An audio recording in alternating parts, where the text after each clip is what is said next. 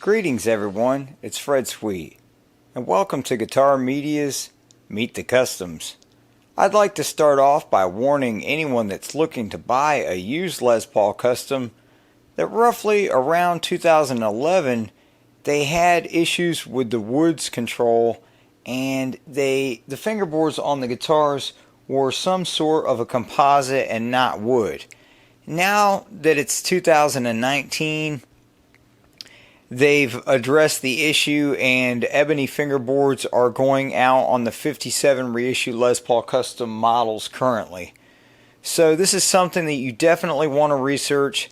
If you're going to be buying a 4-digit guitar, I'm sure that you want to get a real wood fingerboard.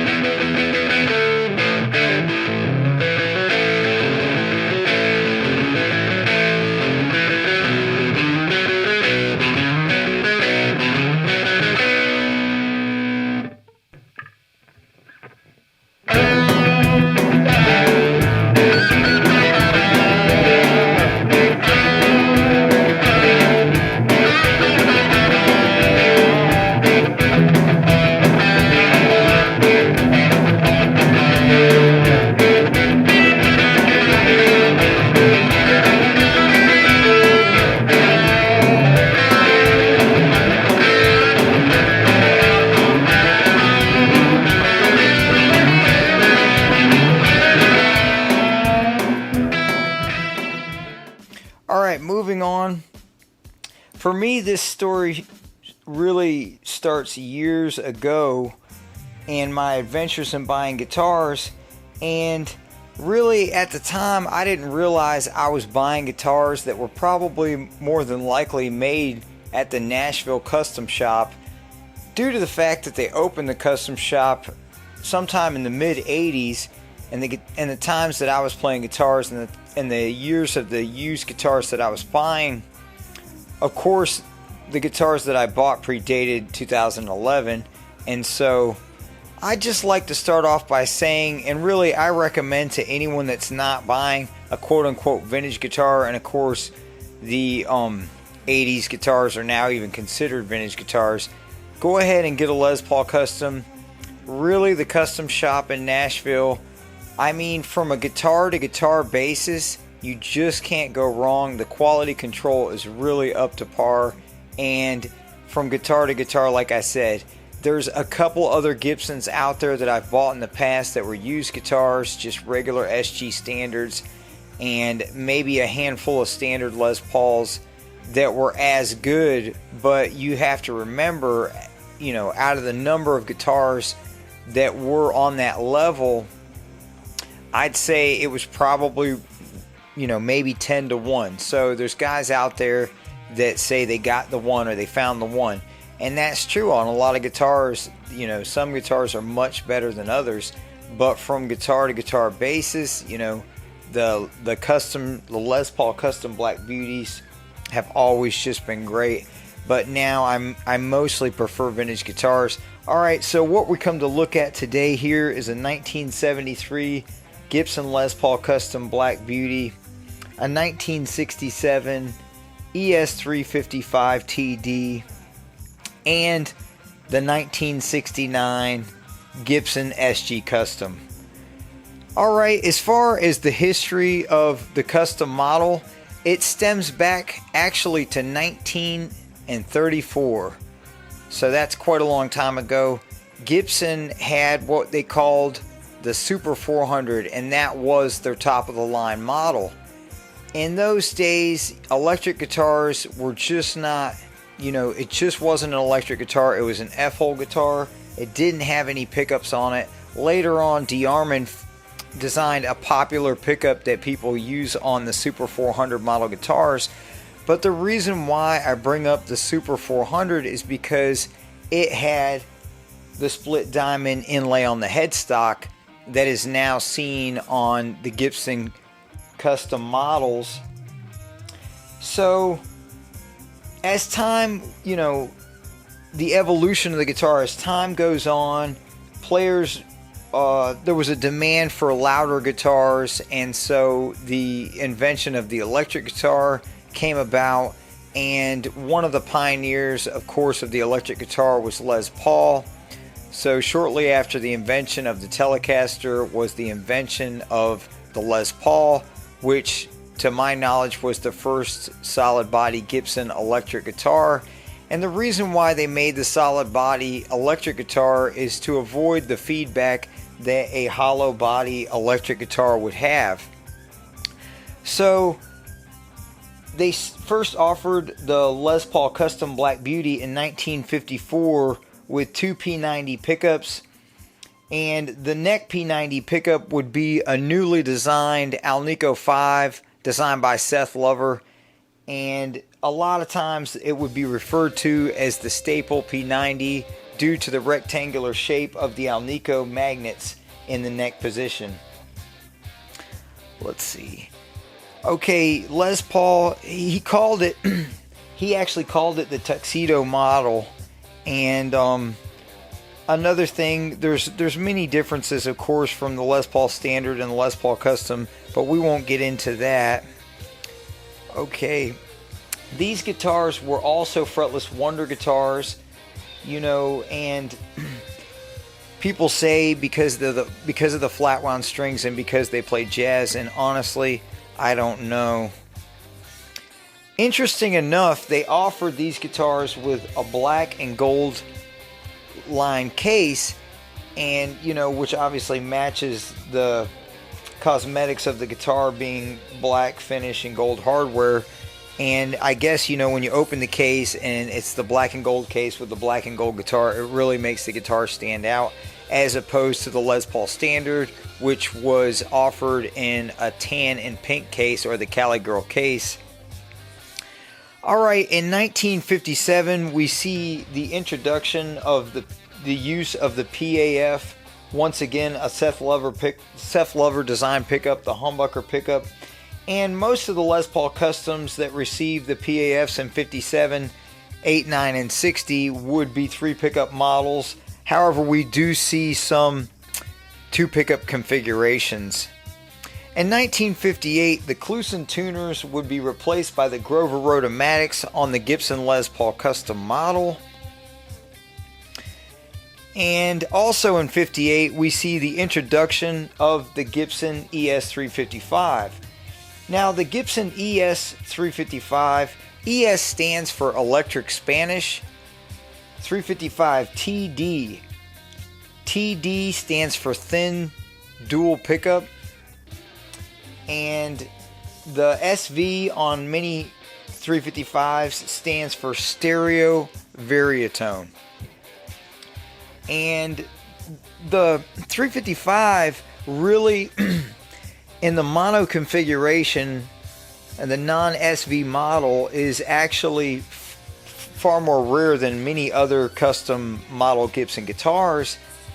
And if you directly compare the production number of the mono ES355, which is made from 1958 to 1970, directly to the amount of number of Les Paul Burst 58, 9, and 60, you come up with less mono ES355s, totaling at 1,343 guitars produced, versus the higher number of bursts at 1,600. So it is actually 200 guitars less likely for me to have this guitar here in this room today than it would be for me to have an actual real 58, 9, or 60 Les Paul Burst, which of course is the most valuable Gibson electric guitar. In 1961, the single cut Les Paul body would be replaced by the double cut SG body style Les Paul. And by 1963, the use of Les Paul's name and his contract with Gibson would run out, and the guitar would be renamed the Gibson SG Custom. Right around the same time, the use of the PAF pickups would be discontinued for the patent stick in favor of the patent sticker pickups, which, by the way, like Meet the Customs, I wish that you were here so that you could actually meet the customs. But in my experience of actually playing these guitars, I found that the PAF pickups and the earlier patent sticker pickups seem to have a cleaner type tone, and this could be due to the type of magnets that were used in the humbuckers themselves. I've also taken notice to the later 60s patent sticker pickups having a hotter type tone, but this doesn't necessarily mean that the pickup itself reads hotter on a voltmeter. And once again, this could be due to the type of magnets they used in the late 60s patent sticker pickups. By the early 70s, we experienced much more of an aggressive tone in the last of the patent sticker pickups, and it's been said that the magnets were ceramic by that time, and to my ears, I definitely hear that. Now on the Les Paul Custom, it really is from guitar to guitar, because I've played 73s that really had a weak bridge pickup. This one has got some heat on the bridge, and so, I just want to get you a little feel for the sound. Alright, as far as the scale length on the Les Paul Custom was 24.75 inches. Norlin acquired the Gibson Corporation by 1969. In that year, we also see several changes, including the one-piece to the three-piece neck, as well as well, shortly after that, the Made in USA on the back of the headstock, and right around that time, that same time, 1970, we see the introduction of the volute. Another interesting factor about the original Les Paul Custom, the body was a single piece of mahogany as opposed to the Les Paul Standard that had a 1-inch maple cap top. Of course, in the Norlin era, by 1975, the mahogany neck would be replaced by the maple neck, and they even would offer maple fingerboards in the late 70s. And other than that, really the Norlin era, you know, it went all the way up into the mid 80s, like 1984, and so that's when we see Gibson move into Nashville, and so the quality control is quite different by those times. Okay, moving on. They offered these Les Paul custom models in various colors, including ebony, alpine white, tobacco burst, wine, cherry sunburst, silver burst, which is reported to be extremely rare in the original silver burst guitars of the late 70s and early 80s, and the gold bronze sunburst, which I personally feel is even more rare. I've seen less of those, but hasn't necessarily been reported to be so extremely rare. They also offered the guitar in a natural finish, and of course at that time the guitar did feature a maple top, and then they with an ebony fingerboard, and then they also offered the natural finish with a maple fingerboard, which gives the guitar an entirely different look. As far as the Gibson ES355, we see the ES355 TD SV models produced from 1958 all the way up until 1982, and so a really widespread run for the stereo model. By 1981, the most renowned 355 player, which was B.B. King, had a signature model designed by Gibson or designed by him. Either way, it was, the main difference was the guitar did not have an F-hole, and of course it said Lucille on the top of the headstock in place of the split diamond inlay.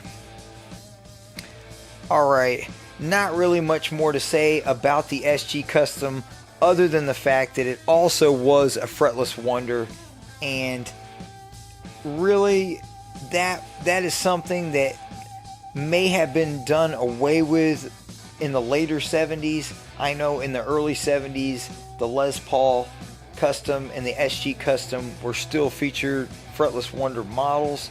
As far as the Gibson ES355, interesting enough, this was not a fretless wonder model, and really I don't know.